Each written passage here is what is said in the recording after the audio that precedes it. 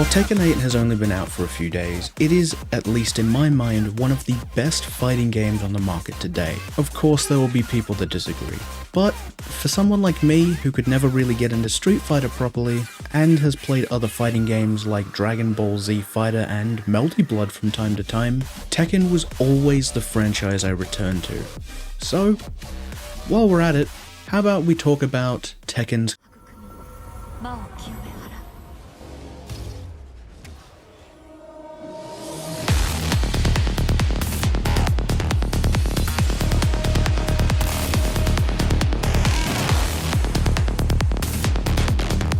The combat in Tekken feels amazing, but understandably as a new player, it would probably feel sluggish and pretty punishing. This is because of two things. One, the game works based on moves made of button combinations and directions. For ease of understanding the buttons on a controller regardless of system, they are labelled 1, 2, 3, and 4, while the directions are based on the way the character is facing. For example, when people say forward 1, on an Xbox controller, that means I press towards the direction that the character is facing with either the left joystick or the D-pad and press X, where for a PlayStation controller, that would be square. Number 2. Some of these button combinations are built to move into others, where most are not. As an example, when playing Jun, my main character at the moment, pressing 1 and then 2 will have a different outcome to if I pressed 1 and then 3. This was something I didn't actually know until a month or two ago, so every time I looked up a guide, I got really confused as to why button combinations looked like this. The hardest thing about getting started with Tekken is a lot of the start of this game is learning your character. At first, you won't have or need a complete understanding of your entire moveset, but I would recommend that you at least look at your character's moveset, just so you understand what options you have available to you. This is also going to help a lot when you start getting more comfortable and eventually dip your toes into the idea of combos. Granted, for people starting out there is an assist mode, a mode where you can press the same button 2 times and it will do a combo for you automatically. This is a nice addition, but it does have some major issues I feel need to be addressed. Tekken's online has always had some issues, whether it's the connection being less than playable or not having the player base to actually function, and supposedly this is something they fixed in Tekken 8, but sadly for me that's not the case. For about 2 hours I attempted to fix the issues I had while playing online, but nothing I seemed to do would make a difference or even make it better. Every time I fight someone in this game, the frame dropping changes from manageable to downright unplayable. This is especially true when I play against someone on consoles. Yes, what you're seeing now isn't an FPS drop, it's the network connection. As much as I love the combat in this game, this experience is genuinely so frustrating, it makes me need to stop playing before I contract gamer syndrome. I'm not joking either. I want to play this game. I want nothing more than to play online and get destroyed by players that are far better than I am. And while it's fun playing against my brother in person, the online just isn't stable enough for me to be able to have a consistent performance, which is a major issue in a game based purely around your performance. Editing here. Just a quick update. A few days ago, Harada posted saying that they are fixing some more issues with the online play, so hopefully things will end up being fixed in the future, but as of right now, things have gotten a little better, but they're still a little iffy as well. Yeah. One other major issue I want to point out as well is specifically with the assist mode. I understand that it's a vital part for some people playing the game, and especially at first, but I feel this needs to be made unavailable if you are playing in ranked. Not only does it sometimes make for an easy win, but the other issue is that these people using nothing but assist mode or relying on assist mode to win games for them aren't learning anything during matches. There have been so many times over the past few days when I or my friend have been winning against someone, so obviously they press the button they have bound to switch to assist mode and begin spamming random buttons in hopes of winning.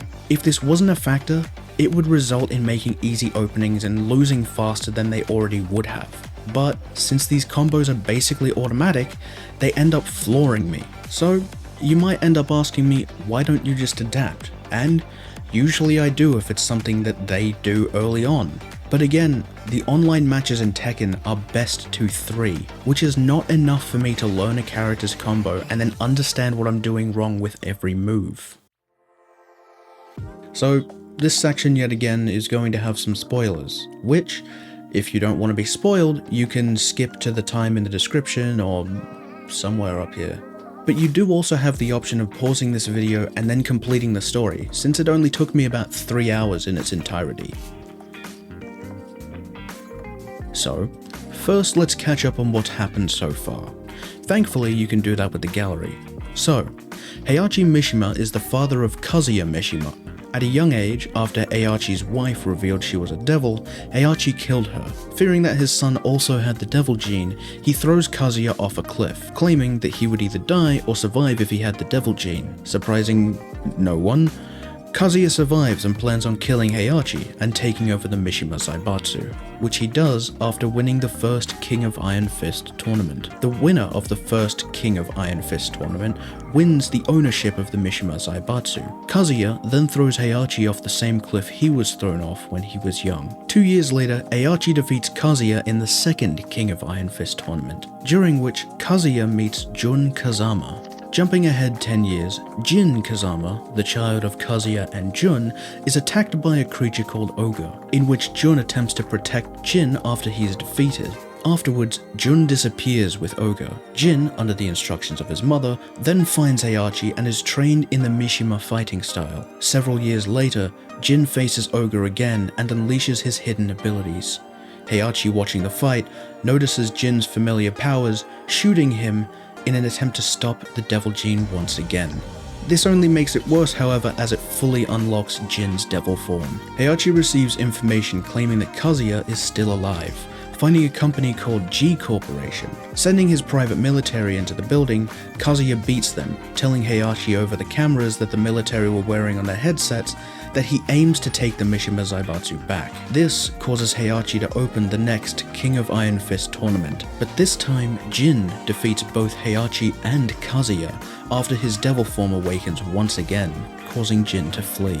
After meeting with Jinpachi Mishima, the father of Heihachi trapped underneath Mishima Dojo for years, Jin learns his bloodline's history and enters the next King of Iron Fist tournament. Winning again, Jin is now the owner of the Mishima Zaibatsu, and Heihachi is declared dead. Nearly immediately, Jin declares war on the world, causing a soldier from the Mishima Zaibatsu to defect, Lars, a distant son of Heihachi, bringing roughly half of their forces with him and starting an independent rebellion.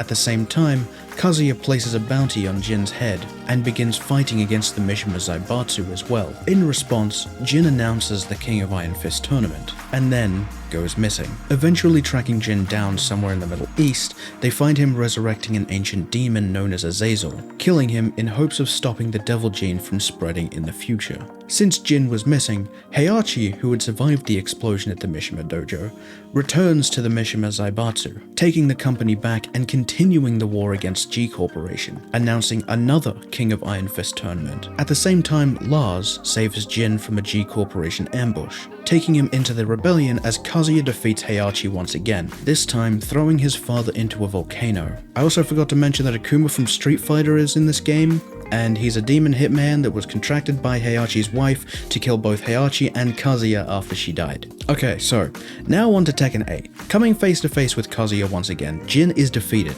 Kazuya then announces the new King of Iron Fist tournament, where, if a participant loses, both them and their country will be erased. Jin goes unconscious and rejects his devil powers, causing him to grow weaker for the time being. Entering the tournament, Jin fights his way through regionals, coming across a character named Reina, who is able to unlock his devil gene powers once again. Heading on to the next stage, Lars and Victor lead their forces to try to stop Kazuya from interfering, but, as expected, that's exactly what he wanted. Defeating all of them, resurrecting Azazel, and then absorbing his power, Jin is able to flee, returning to where his mother used to train him and being pulled into a spiritual place, where Jin comes to terms with his devil form, unlocking his full power and changing from Devil Jin into Angel Jin. Defending Jin from G Corporation as he is unconscious, Reina is nearly killed by Kazuya. Jin finally wakes up, saving Lars from Kazuya and both of them taking off into the sky. After a long fight, Jin comes out victorious,